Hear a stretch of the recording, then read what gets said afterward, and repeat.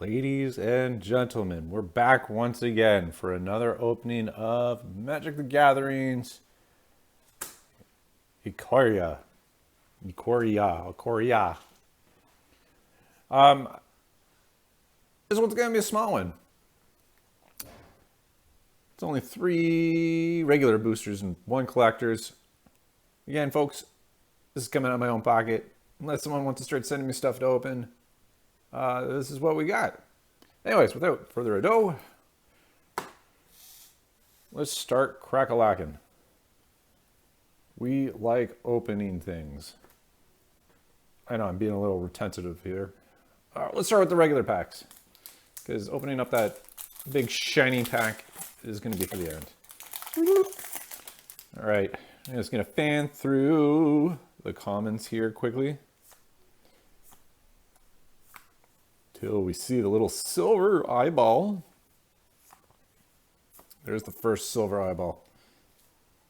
Not going to spend forever on these. Swallow whole 1 drop. As you know, you exile a tap target creature and you put a 1/1 counter on something else. Speed of sorcery. Pow! Next up, we got the Ivy Elemental. It is a X1 forest. Ivy Elemental enters the battlefield with X+1/+1 counters on it. This one's really good for the Elemental decks. You see running in an arena right now. I would say stores, but stores aren't running tournaments or Friday Night Magic. Still, everyone being very safe. Congratulations, everyone. Good on you. Storm Wild Caprador. 3-drop. Bird Goat. Flying. It's a 1/3. If any combat damage is done, or sorry, non-combat damage is done to this, you prevent that damage and put that many 1/1 counters prevented that way on this creature. Oh, boom. I like E. Rogren Triome. Great pull out of just a regular booster. Just random. So it cycles for 3. Comes in the battlefield tap. And then next turn you can play it for blue, red, or white. Me like. Alright, regular. And we got a punch card. Punch in, punch out. Work's done on that pack. Pack number 2. We'll spend a little more time on the booster pack, the collector one, just because it's a little more fancy. I wrote it before, I'll say it again. The collector boosters aren't worth the money. I'm just opening it just for something a little bit frilly and fancy to open up on camera. Let's fan through these one by one. Should all know things like Cathartic Reunion right now. I've got all these in spades. There's our first uncommon, ladies and gentlemen, for that pack. It's Alert Heed Bonder. It is a 3-drop. It's Selesnya, whatever. 2/4, Vigilant. At the beginning of each of your end steps, you gain 1 life for each controller with Vigilance you control. I know that's not how it exactly was written. The Indatha Crystal. So I actually pulled one that's double inked. So this is like dark green. It's like radiant, where this one's kind of a blue wash. I don't understand why there's inconsistency between it. Well, anyways, it's a mana rock. It's not a good mana rock. It's cycling. You can try to color fix. Then Challenge Force. It's a 4-drop. It's Izzet. It's an instant. As an additional cost to the spell, you discard X cards. Target player draws X cards. Channeled Force deals X damage to up to 1 target creature or planeswalker. This card would have been okay if it said target, but it doesn't. And then we got the Mythos of Brokos for 4. These things no one wants. They all smell like sewage. They're poo. So first pack, good hit. This pack, not so good. Anyways, reading it off. If blue and black were also spent to cast the generic there, search your library for a card, put it into your graveyard, and then shuffle your library. Very Demir-esque. Return up to 2 permanent cards from your graveyard to your hand. So you can basically dig around. There's better things that you can use. Maybe not in standard right now, but there are better things that you can use to find that. And look, another foil Yoroi, the Sky Nomad. Legendary creature. It is My finger's shadowing that a bit. It is a 5-drop. Azurus. It is a companion. It is a bird serpent. Would have been a little bit cooler if it was maybe a spirit, but anywho, companion, your starting deck contains at least 20 more cards than the minimum size. So if you're playing a standard constructed deck, you're obviously going to be playing, instead of 60, you're going to be playing 80 if this guy's on your little companion square. It's got flying, 4/5. When it enters the battlefield, you exile any number of other non-land permanents you own and control and return them to the battlefield at the beginning of the end step. It's a blink. Blinkety blink. And then we got our little Tel'Thath playing there and that. Cool. You can't really complain about a double rare pack. You really can't. It's just too bad they're not worth pretty much the paper they're printed on, because no one wants anything that's printed right now because of our nice friend COVID-19. Hooray. And you're like, hey, you say that every time. And it's just like, yeah, well, it's truth. It's fact. It doesn't change. Checkpoint officer. Cool. Well, not so cool. I'll flip through just so you can slowly see these a little bit. And then I speed up. So we want to get to the good stuff. Oh, okay. I don't have one of these yet, so that's kind of nice to open. Well, I have a pouncing shark. I just don't have this version of the pouncing shark after all that stuff I just opened. So it's got flash. It's a 5-drop. It's a mutate card. It's a shark beast. So mutate cost is CMC of 4. Whenever this creature mutates, you may return target creature to opponent's hand. Cool. I like that. Someone should 3D that one. That one's actually kind of cool. It's at the right everything to do 3D. Primal Empathy. It is a 3-drop. It's Simic. We've talked about this enchantment before. At the beginning of your upkeep, draw a card if you control the creature with the most power on the battlefield. Otherwise, you get to put a 1/1 counter on stuff. So you just keep making yourself stronger if you don't own the things that are powerful. This one we like. It's not played. It is Save Thundermane. It is Boros. Creature elemental card. Uncommon. It's a 3/2. Whenever you cycle a card, you may pay 2. When you do, Save Thundermane deals 2 damage to target creature, and you gain 2 life, which is always fun. But when you actually look at it, I guess you're going to have to play something that really starts knocking down the cycle costs if you want to use this. Boros is supposed to be out fast. This isn't super fast. This is more a mid-game card. Well, anyways. Oh, there we go. I just cracked one of these in my arena video earlier today that's going to be published later. Oh, actually, no, I didn't do that on video. It was after the video. So the Boros Cavalcade video, this is the card that I ended up cracking as my rare in that pack when I was like, oh, I've only got one more little game to play in order to actually get the reward here. So this was the actual card I cracked in that. So we've seen this guy on camera before. He's a 2/2. He is black-red, nightmare dinosaur. Can't ever get enough nightmare creatures. Need more of them to start abusing. He's got menace whenever a creature you control with menace becomes blocked, defending player sacrifices a creature blocking it. If you pay an additional black-red creatures you control with menace get +1/+zip until end of turn. So you can keep just pounding through. And then we've got a foil uncommon Proud Wild Bonder. Trample is a 4/3 human warrior. Creatures you control trample you may have this creature assigned its combat damage as though it weren't blocked. So there you go. Things are blocked. Just keep going through. So this one, I can't remember if it was the booster box break that I did, where I just really hack and slashed and just showed how miserable everything was. There was a storyboard. So this was part of that storyboard that never ended up getting showcased. But anyhow, enough mumbling. Oh, look, a feather token. I like feather tokens. Cool. So far, not a bad little haul. I know it's not really worth much, but doesn't matter. This stuff is the fun stuff. This is the coolest, well, not mythos, but this stuff is it.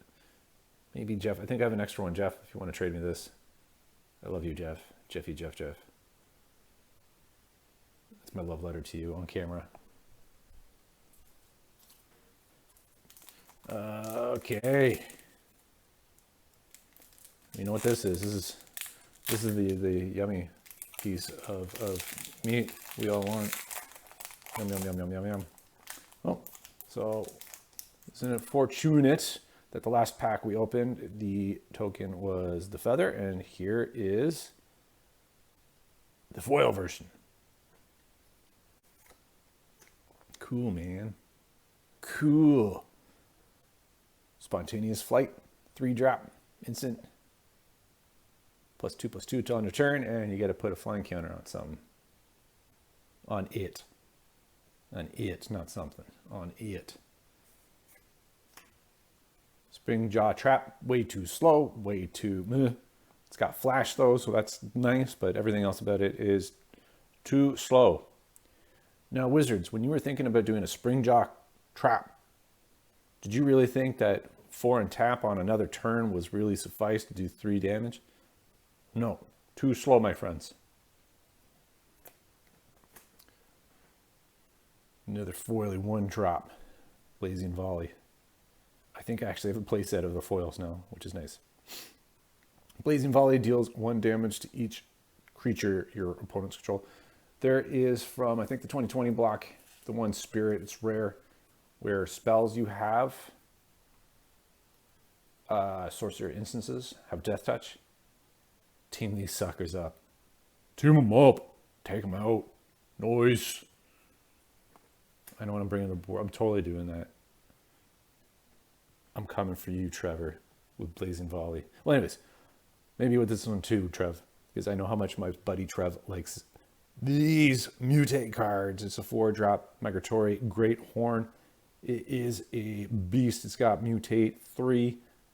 So it's got to go on a non-human, in case you can't read the little fine print there. Whenever this creature mutates, search your library for a basic land card and put it onto the battlefield. Tap, then shuffle your library. Like, that alone is awesome. But you got a whole structure you got to build around mutate, which isn't as awesome. We got the Huntmaster Liger for 4. It's mutate 3. Whenever this creature mutates, another creature you control gets +X until end of turn, where X is the number of times this creature has mutated. It's a 3/4. Not personally my palette. This one's more my palette, even though I don't really play blue-green. I don't do the Simic thing, but I think it's because I'm angry about the Oko ban. I'm a big Oko fan.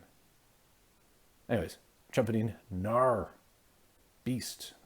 Mutate cost is 5. Whenever this creature mutates, create a 3/3 green beast creature token. Yes, please. I like ye. We have a mountain as the foil land from this pack.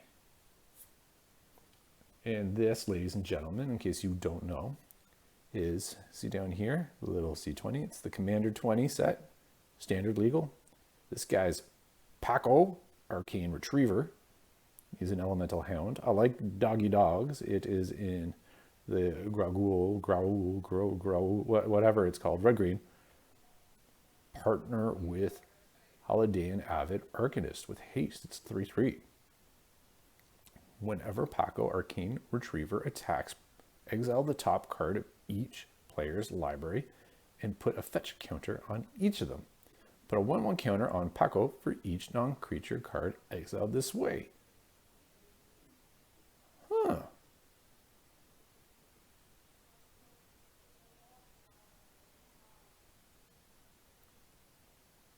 I wonder what the reciprocal card is. I haven't seen it yet, so sorry, I don't know. I slowed down on that when I looked. I was like, huh, how can I use this and use this on camera? What can I tell you at home? I don't know what the other one's like. I haven't opened or reviewed the Brawl decks. Huh, or Commander decks. I'm not quite sure. So I'm going to sound like a big fluff ball there, but sorry, folks. Full art. Zerda. 3-drop. Boros. Elemental Fox. 3/3. Companion. Each permanent card in your starting deck has an activated ability. That one's a little tough to build around, but it's been banned from Legacy. So people have done this and didn't make people happy. Abilities you activate that are mana abilities cost 2 less to activate. This effect can't be reduced to any less than 1 mana. Pay 1, tap this creature. Target creature can't block this turn. So, not bad to try to get some damage through. This would probably be good teamed up with something that doubles the damage, just so you can push things through. Oh, okay, sweet. This one's not worth much. I was hoping to pull one, and I just did. Doesn't matter that it's foil. It's a nice touch that it's foil. It's a 4-drop. It's Gem Razor, so it's the first one I've opened, and it's got Mutate 3. It's a 4/4. It's got Reach and Trample. When this creature mutates, destroy target artifact or enchantment an opponent controls. So there's that Kalga, which was supposed to be the King Kong card. This one's the better version of it. This one's quicker. Get these, use these instead. People do use the Kalga ones because you get to fetch out the other creatures, but I would suggest this over it. Boneyard Lurker. Here's the alt art. Skullgari. I'm not sure how well you can see that. Maybe I'll switch hands quickly. So it is a 4-drop. Nightmare Beast. Got Mutate 4 on this. 4/4. When this creature mutates, return target permanent from your graveyard to your hand. I like cards like that. Oh, nifty. We got another one. So it's the Majestic Acorn. 5. It is a Mutate 4. Vigilant 4/4. When this creature mutates, you gain 4 life. And I've opened this one before. Ugh. This is what happens. I pick my own pack and I get repeat card. It's a mythic at least. Blue, red, white, 3/3. It's Vadrock, Apex of Thunder, Elemental Dinosaur Cat, Mutate 4. Flying, first strike. Whenever this creature mutates, you may cast target non-creature card from your with a CMC of 3 or less from your graveyard without paying its mana cost. So recursion is great. Oh, sweet. I know this one's not worth a lot right now or anymore, but I got it. I'm happy. It is Space Godzilla Death Corona. Nobody wants this card right now because of COVID. I did, just for the sake of being able to get the original print of that. The only thing that would have made this one cooler is if it was foiled, but you know, I'll take it. It's a skin of, there you can see right there, the Void Beckoner. It's a Nightmare Horror. Very suiting for something with Death Corona. Death Touch, cycle 3. When you cycle Void Beckoner, put a Death Touch counter on a target creature you control. That is always a nice touch. Obviously, you're going to be cycling this. I don't think you want to hold on to it. But then again, who knows? Maybe you do. Maybe you know how to do something that I don't. And then our very ugly friend here that wants to die, the Porky Parrot. All right, that totally zoomed into the wrong way. Focused. It's a 4. It's a 3/4 Bird Beast. Mutate 3. You tap this creature and it deals X damage to any target, where X is the number of times this has mutated. So it's just too bad that you can't mutate on the cheap. I guess if you use, I always forget it. It's like, I think the Polywog. It's one of the frog beasts in this set. Use that. That's fairly cheap to get out and then fairly cheap to knock down the other costs. Anyways, I don't have a foil pile for the full arts. It's going to go there. Awesome. Well, wasn't the best opening, but it was a fun opening for me. I hope it was a fun opening for you. Let me know which one was your favorite. I'm personally going to sway towards probably the Triumph. I like the Triumph. Or maybe the Gem Razor. You tell me, what was your favorite thing that I opened today? All right. Or you know what, even better yet, maybe tell me a deck I should try out on Arena that uses one of these cards. Either or. Looking for some feedback. Anything's great. Anyways, thank you all for watching again. Stay safe. Please come back. Share, subscribe, like. Looking forward to seeing you all again. Thank you so much for supporting this channel. And have a good one. Bye, everyone.